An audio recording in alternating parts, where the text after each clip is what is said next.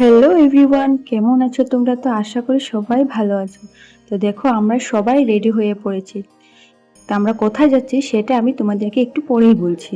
তো দেখো এখানে যা জিনিসপত্র আছে ছিল সব কিছু ডিকিতে রাখা হয়েছে। আর বাবা আমার সঙ্গে কিন্তু বসেনি, ও বসেছে ওর দাদু ঠাম্মার সঙ্গেই পেছনে বসেছে। বাবা পিছনে কি করে পাপা? এই বাবা, গরম এই বাবা, কমাইয়া দিবি। কাকু যাইব না, কাকুরে কও।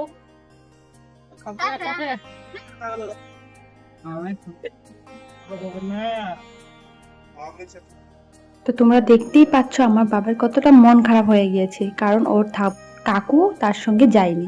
সবাই গিয়েছি বাট কাকু কেন যায়নি সেটার জন্য আমার বাবার মনটা একটু খারাপ হয়ে গেছে। তো দেখো তোমাদেরকে আগে বলেছিলাম যে একটু পরে আমি বলছি যে আমরা কোথায় যাচ্ছি, তো সেটা বলি। আমরা যাচ্ছি আজকে মন্দিরে। তো মন্দিরে যাচ্ছি কারণ হচ্ছে আমার বাবার একটা মানসিক ছিল, তো সেই মানসিকটা কাটানোর জন্য আজকে আমরা মন্দিরে যাচ্ছি। তো এই মন্দিরটা হচ্ছে হোজাই নাওবাঙ্গা মন্দির। তো দেখো আমরা মন্দিরে এসেই পড়েছি।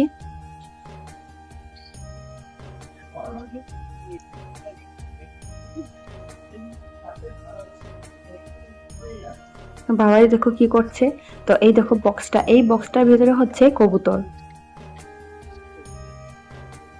এই দেখো বক্সটার ভিতরে হচ্ছে কবুতর। তো বাবাই দেখো এখানে কান্না শুরু করে দিয়েছে ও আমার কোলে আসার জন্য।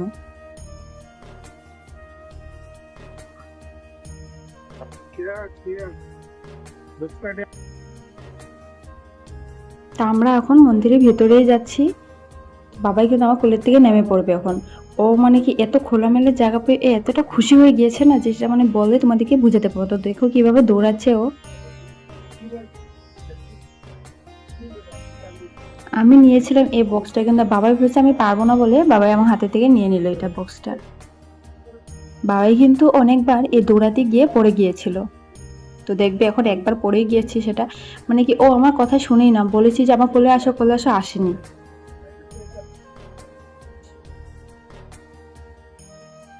তারপর দেখো আমি হাত পা ধুয়ে নিচ্ছি ফল কাটার জন্য, কিন্তু ফল কাটানো তারপর মনে পড়েছে যে আমরা সব কিছু তো নিয়ে এসেছি, কিন্তু প্রদীপটা তো নিয়ে আসা হয়নি, আর চূর্ণি আরো কিছু যা যা ছিল যাবতীয় সেটুক তো আনা হয়নি। তারপর দেখো প্রদীপগুলো ভালো করে দেখছি, কারণ একটু ফাটা হলে তো মন্দিরে দেওয়া যাবে না। তাই আমি দেখছিলাম যে প্রদীপগুলো তো ঠিক আছে কিনা। আমি প্রদীপগুলো নেওয়া হয়েছে, আর এই হচ্ছে সেই চূর্ণিটা। এটা মায়ের জন্য চূর্ণিটা নিয়েছি।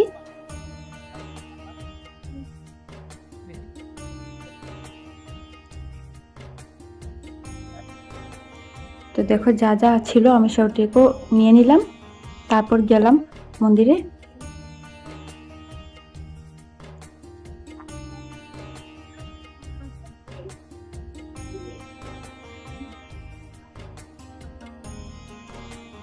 তো দেখো এখানে মাঠ থেকে আমি দাটাও নিয়ে নিলাম ফল কাটার জন্য। দিদি আর আমি মিলে এই ফলটুকু কাটবো, আর বাবাই তার দাদু ঠাম্মার সঙ্গে এখানে থাকবে।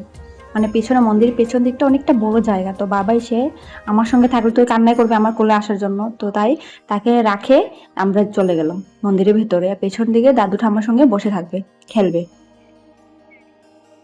তো এখানে আমরা ফল ধোয়া হয়ে গিয়েছে, এখন মন্দিরের ভেতরে যাব। অনেক লোকজন হয়েছে, আমরা যেদিন গেছি এদিনকে অনেক লোকজন হয়েছে। দেখো এ হচ্ছে মন্দিরটা। এই মন্দিরটা কিন্তু অনেক ভালো লেগেছে আমার, এতটা ভালো লেগেছে এটা বলো, মানে শান্তি বলতে পারো। এই জায়গাটাতে গেলে না এতটা শান্তি লাগে, এত ভালো লাগে। তোমরা হয়তো যে যে গিয়েছো সেটা বুঝতে পারবে যে কেমন লাগে ওই জায়গাটাতে গেলে।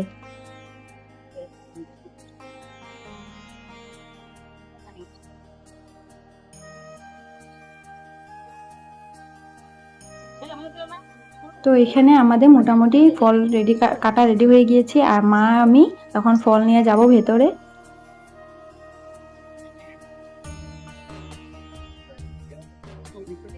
দেখো এখানে কালিমার মুখটা এতটা সুন্দর দেখতে, এতটা ভালো লাগে না, দেখো মুখটা।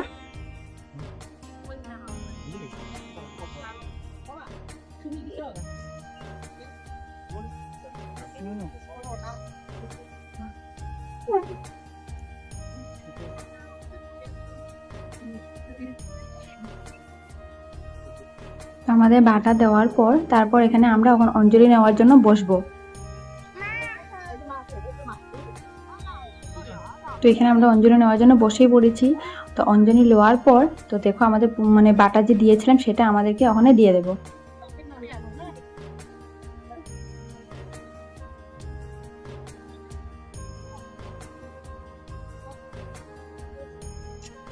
তো দেখো এখানে পূজা অঞ্জলি হয়ে গিয়েছিল। তারপর মার আশীর্বাদ নেওয়ার জন্য আমরা একটু ভিতরে ঢুকেছিলাম। আমাদের বাড়ি থেকে কিন্তু প্রায় 1 ঘন্টা 10-15 মিনিট লেগেই যায়, কিন্তু রাস্তাটা তো অনেকটা বলতে পারো যে একটু খারাপই ছিল রাস্তাটা, তাই একটু দেরি হয়ে গিয়েছে, না তো হয়ে যেত তাড়াতাড়ি আসতে গেলে, তার জন্য একটু দেরি হয়ে গেল। তো এখানে দেখো কবুতর আর ছাগল এইসব মানে আমরা ফল বা চাউল এনেছিলাম একটু ঘরের থেকে, তো তা দিয়েছিলাম। আর বাবার হাতে দেখতেই পাচ্ছ তোমরা আঙ্গুর আছে, ও ভেবেছি যে ও দেব, আর ও কবুতর আর ছাগলের পাশে দৌড়াচ্ছে, ও পিছে পিছে দৌড়াচ্ছে এখানে।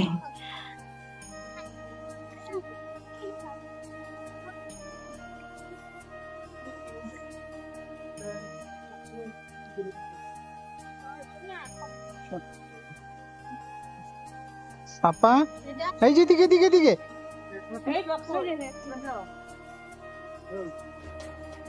পাপা। তো দেখো এখানে আমরা পুজো শেষ করে আমরা বেরিয়ে পড়েছিলাম। তো জানো কি হয়েছে আমাদের, আমরা যখন বেরিয়ে পড়েছি আমরা রাস্তায় কিন্তু এরিয়াটার উপর জঙ্গল এরিয়াই হয়, তো এখানে হাতির গ্রুপ ছিল, সেটা মানে দেখে আমরা ভয় পেয়ে গিয়েছিলাম, কারণ এতগুলো গ্রুপ দেখে তো ভয় পাবোই না।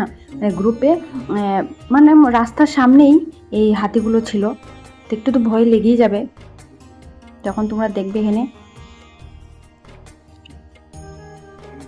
ও ভেবেছিল যে না একটু দাঁড়িয়ে একটু ভিডিও করবো, ওখানে এত তো রিস্ক নেওয়া যায় না, কারণ ওখানে আরও লোকজনও ছিল, সে মানে ভিডিও করছিল, না তো আমরা দেখতাম না। এই যে দেখো হাতির গ্রুপগুলো,